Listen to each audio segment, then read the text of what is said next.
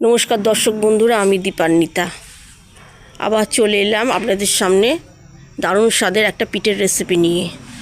এটা খেতেও যেমন সুস্বাদু হয় আর তৈরি করাও তেমন সহজ। তবে আমার আজকের ভিডিওটি শুরু করব আমার ফুল বাগান থেকে।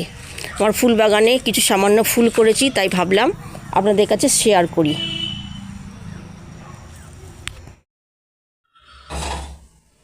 এবার বাগান থেকে ঘুরে এসে সোজা রান্নাঘরে ঢুকে পড়লাম। তাহলে চলুন আপনাদের রেসিপিটি দেখানো শুরু করি।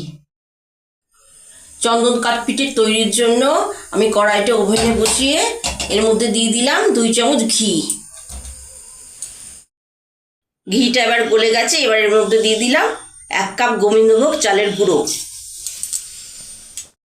এবার গ্যাসের ফ্লেমটাকে মিডিয়ামে রেখে 6 মিনিট ধরে ঘিয়ের সঙ্গে চালের গুঁড়িটাকে ভাজতে হবে। তবে এই পিঠেটা করলে গোবিন্দভোগের চালের গুঁড়ি দিয়েই করবেন, একদম সেদ্ধ চালের গুঁড়ি দিয়ে করবেন না, তাহলে পিঠের টেস্টটা একদম ভালো আসবে না। এবার চালের গুঁড়ির কালারটা হালকা ব্রাউন কালার হয়ে এসছে। ঠিক এই সময় গ্যাসের ফ্লেমটা অফ করে 1 কাপ নারকেল কোড়া দিয়ে দিলাম। আর দিয়ে দিলাম 1 লিটার দুধ, এটা আগে থেকে জাল করে ফুটিয়ে রেখেছিলাম। এবার সব কিছুকে একসাথে একটা হ্যান্ড উইস্কারের সাহায্যে মিশিয়ে নিলাম। সব কিছুকে ভালো করে মিশিয়ে নেবার পর এর মধ্যে দিয়ে দিলাম 1 কাপ খেজুরের গুড়। আবার সব কিছুকে একসঙ্গে ভালো করে মিশিয়ে নিলাম। এবার গ্যাসটা জ্বালিয়ে কড়াটা আবার ওভেনে বসিয়ে দিলাম।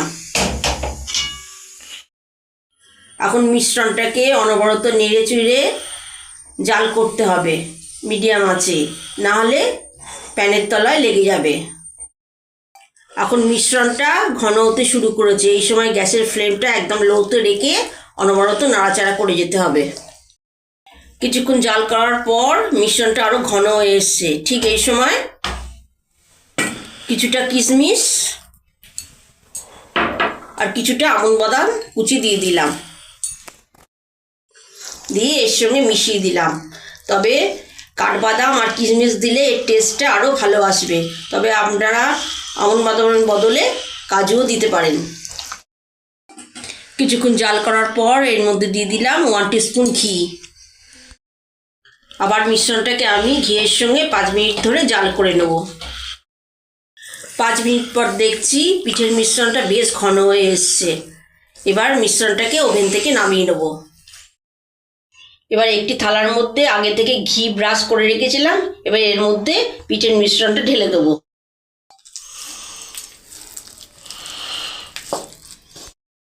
এবার পিঠের মিশ্রণটাকে আমি একটা খুন্তির সাহায্যে সমান করে দিলাম। এটাকে আমি সারা রাত ফ্রিজের মধ্যে রেখে দেবো, তাহলে পিঠেটা ভালো সেট হবে। দেখুন, সারা রাত আমি ফ্রিজে রেখে দিয়েছিলাম, তারপরের দিন আমি সকালে বার করে নিয়ে এলাম। দেখুন পিঠেটা কি সুন্দর সেট হয়ে গেছে। এই পিঠেটাকে আমি চৌকো আকারে কেটে আমন্ড বাদাম কুচি, কিশমিশ আর শুকনো গোলাপের পাপড়ি আর আমার বাগানের একটা গোলাপ ফুল বসিয়ে মাঝখানে গার্নিশিং করে দিয়েছি। আর আমার আজকের এই রেসিপিটি যদি আপনাদের ভালো লেগে থাকে, লাইক, শেয়ার ও কমেন্টস করবেন। আর আমার চ্যানেলটিকে সাবস্ক্রাইব করার জন্য আপনাদের কাছে একান্তভাবে অনুরোধ রইল। সবাই সুস্থ থাকবেন, ভালো থাকবেন। আবার ফিরে আসবো নতুন কোনো রেসিপি নিয়ে।